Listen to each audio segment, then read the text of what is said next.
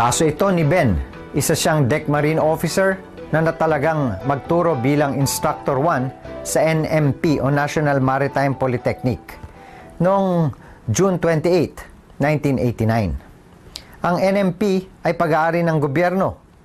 Mula sa pagiging Assistant Professor 1 ay ginawa siyang Associate Professor 1. Habang nagtuturo ay nag-aaral siya ng batas. Nakapasa at naging abogado noong 1996. Kaya't tinalaga siya bilang OIC o Officer in Charge ng Maritime Training Division ng eskwelahan. Siya rin ang pangunahing abogado o Chief Legal Counsel ng NMP. Noong 1996, muli rin siyang tinalaga bilang Professor 1, ngunit pansamantala lamang ang posisyong ito. Wala pa kasi siyang hawak na karanasan sa barko. Habang hawak ang naturang posisyon, nag-aral siya ng International Maritime Law sa Malta. Natapos niya ang kanyang master's degree noong 2000. Gumawa siya ng isang module sa batas ng maritime law na ginagamit ng mga maritime officers ng NMP at inumpisahan pa niya ang pagtuturo nito. Inulit lang ang pansamantalang pagtatalaga kay Ben bilang Professor 1 mula January 7, year 2000 hanggang January 7, 2003. Noong February 13, 2003, ipinaalam ng NMP kay Ben na gagawin siyang kontraktual mula January 7, 2003 hanggang June 2003. Noong March, muling ipinaalam ng NMP kay Ben na uulitin lang muli ang pansamantalang posisyon niya mula April 1, 2003. Ipinaalam din sa kanya na maaari lang ulit niyang makuha ang naturang posisyon kapag nakuha na niya ang eksperyensya o 2 taong karanasan sa barko bukod sa 3 taong pagtuturo na hinihingi ng batas. Upang magawa niya ito, kinonsidera pa ng NMP ang unahin si Ben sa pag-shipboard rotation scheme para sa taong 2003. Hahawakan niya ang posisyon ng 3rd officer o pangatlong opisyal sa barko. Hindi sumali sa programa si Ben. Wala rin siyang pinasang papeles para sa program. Imbes, gumawa siya ng sari-saring pakiusap sa pamunuan ng NMP na hindi naman ginawa ng aksyon ng huli. Noong December 23, 2003, sinulatan ng NMP si Ben tungkol sa pagtatalaga sa kanya bilang Professor 1 mula January 5 hanggang June 30, 2004. Muli, ay kontraktual ang nasabing posisyon. Pumayag naman si Ben at pumirma ng kontrata.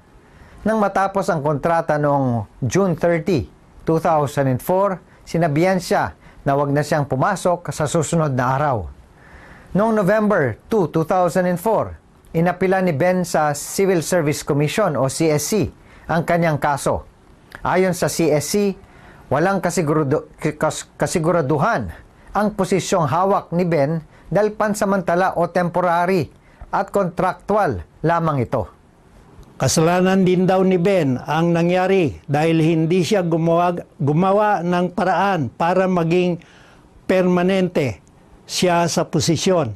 Alam naman daw niya na kailangan siyang magkaroon ng kaukulang karanasan sa barko upang magkaroon ng lisensya kahit pa 5 taon na siyang propesor.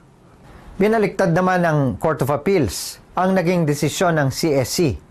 Inutos nito sa NMP na ibalik si Ben sa trabaho niya bilang Professor 1 at bayaran ng back wages magmula July 1, 2004.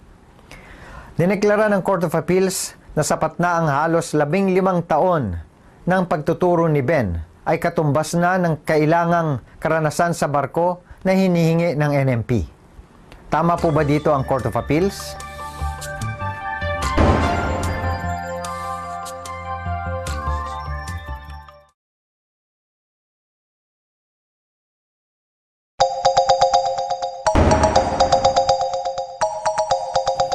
Mali po ang CA.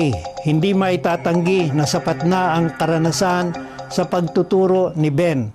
Ngunit wala siyang karanasan sa barko. Katunayan, kahit kailan ay hindi pa siya nakasakay ng barko bilang lisensyadong third mate officer. Sa kabila ng pagkukumbinsi ng NMPC sa kanya, hindi pa rin gumawa ng paraan si Ben upang matupad o makuha niya ang karanasang kailangan sa barko. Dahil dito, puro pansamantalang posisyon lang ang kanyang ibinigay sa kanya ng NMP. Hindi siya maipirmi ng eskwelahan sa trabaho. Ibig sabihin, nasa kamay na lang ng pamunuan kung hahayaan siyang magtagal sa pwesto o kaya ay hindi na. Kaya't nung hindi na siya kunin ng NMP upang magturo, hindi masasabing tinanggal siya sa trabaho. Natapos lang talaga ang kanyang kontrata. Sa kabila ng lahat ng nagawa ni Ben na trabaho sa loob at labas ng bansa, pati ang naging karanasan at partisipasyon niya sa pagbubuo ng mga seaman natin, hindi pa rin nito napapalitan ang kwalifikasyong hinihingi sa kanya bilang Professor 1. Ang hinihinging formal na edukasyon, karanasan, kaalaman, kalusugan, panununtunan sa trabaho, pati civil service eligibility ay nakasaad sa batas.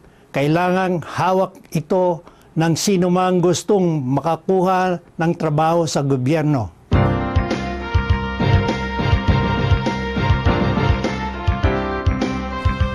Isa na naman pong mahalagang kaalaman mula dito sa programang May Makatwirang Lunas, Ikaw at ang batas. batas.